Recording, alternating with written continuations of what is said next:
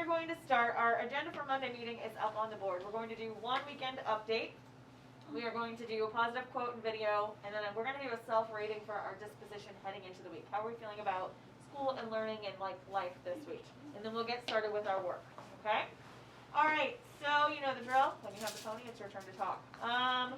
One thing for your weekend, not everything, okay? So I got to see my nephew for the first time in 3 weeks. It's like the longest I've gone without seeing him since he was born. And we didn't get to see him because they had COVID. So it was like 3 weeks of like not seeing him. So you can bet that my #1 aunt status is renewed after a time over the weekend. Nothing. Did nothing this weekend? I woke up. I had a basketball tournament and we lost to an 8th grade team. That's okay. I swear. I went ice skating. Nice. I went to a Girl Scout camp and wasn't feeling well, so I had to leave early. Sorry, Abby. I got to see my baby cousin, and I'm still his favorite. I got to see some family that I haven't seen for a long time. I finally convinced my sister that Chernobyl was not in Brazil. What? And they all fled to Portugal, and that's why they speak Portuguese. What? Okay, we're gonna, that's, okay. My cousin stayed over, it was twins, and my baby cousin Emily, so I slept with her, and she woke me up at least 8 times. Oh.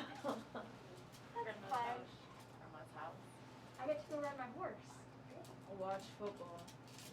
Did your team win? Yep. Chiefs? Yep. That was close, right? It was I don't know Packers football. lost. I'm just pretending like I know, but I did see they won. Okay. because they played at the Browns. I went to sleep. My school game, Your what game? my Holman game. How'd you do? We won. I watched Absolutely nothing except for Bill Wiggles all weekend. I got to see my baby brother, where I haven't seen him in a month. I did a bunch of stuff on Saturday. In other words, I existed on Saturday. I guess.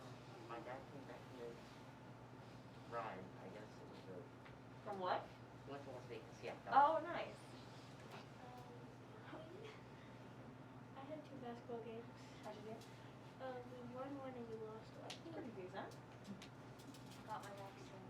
How are you feeling? I- Good. Actually, there was something exciting. My mom was screaming last night because of the football game. You have to like 13 seconds so they scored a touchdown and then it went into overtime. I've heard all this. Okay, so I don't know football, but I've heard it was exciting, and I do know we're getting close to the Super Bowl, or, Mom, they played at the Browns. yeah, I know. All right, so I'm so glad that you guys are safe, that you did not have heart attacks after watching that game. I did. Tom Brady not win. Okay, so here's our inspiration for the week. So the quote that we're going to go off of is from one of my favorite authors. It's on the TV if you can't see it. It's, if you're not failing, you're probably not really like moving forward. And so in school and in life, we have this like stigma around failing, right? We think that if we mess up, it's the end of the world and we are a failure. We're never going to be anything with our lives. I see you guys nodding your heads yes. The answer should be no. If you're not failing, you're not doing it right. But what if you get it all right? So I'm going to show you this video. It's a commencement speech from Denzel Washington. And it's about falling forward. This is what He's an actor. I mean. That's okay. All right. Reggie Jackson struck out 2,600 times in his career, the most in the history of baseball. But you don't hear about the strikeouts. People remember the home runs. Fall forward. Thomas Edison conducted 1,000 failed experiments. Did you know that? I didn't know that.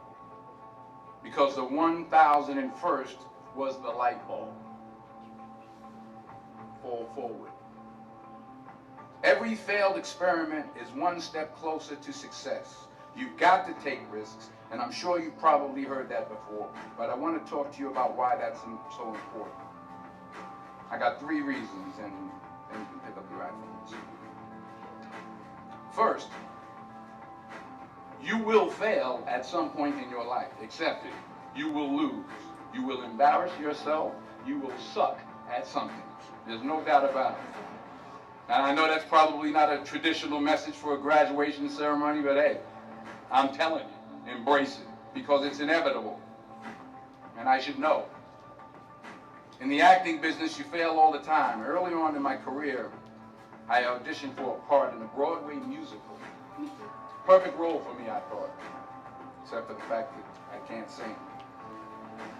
So I'm in the wings, I'm about to go on stage, but the guy in front of me, he's singing like Pavarotti. He's just going on and on and on, and I'm just shrinking. I'm getting smaller and smaller. So they say, "Oh, thank you very much, and you'll be hearing from us." So I come out with my little sheet music, and it was Just My Imagination by the Temptations. That's what I came up with. So I hand it to the accompanist, and she looks at it and looks at me and looks out at the director, and it's like, all right. So I start, I'm going to sing. I'm like, it's just my imagination once again, and then coming away with me. And I'm not saying anything, so I'm thinking I'm getting better. So I just start getting into it. Running this out. Thank you very much, Mr. Washington. Thank you. But here's the kicker. It was at the Court Theater. It was at the same theater that I failed that first audition 30 years prior.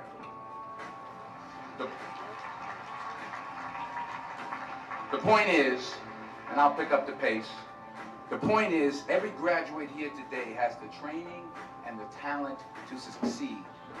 But do you have the guts to fail? Truly though, that's something to help us kind of fashion ourselves in our week and like our approach to learning. You guys are gaining the skills to be able to be successful out there. But again, some of us need to step outside of our comfort zone and push ourselves a little bit harder. And that comes with mindset. So to end this class meeting, I want to ask you this. And you're just going to show your answer with a thumb up, sideways, or down. Okay? So we have to kind of think about our mental state for the week. What mental state are you starting this week out with? This is a long week. It's our first long week in January, and it's going to require a lot of good stamina and productivity. So be honest with yourself and with me about where you're at so I can help you try to, chart a different course. So thumbs up if you've got a good attitude about this week. It's going to be great. Okay? So you can do that one if you want. Okay, sideways if you're like, it's okay. I'm kind of ambivalent about the week. I'm not quite sure where it's going to go. And then thumb down, you're like, I'm stressed. I'm worried. Okay? All right, one more time. Hold it up, everybody, all at once, wherever you're at. Okay. If you're thumbs down, I'm going to encourage you to come talk to me so I can help figure out what's going on and how we can overcome that mental obstacle together, okay? All right, back to your seats, and then we'll talk about the plan for this week.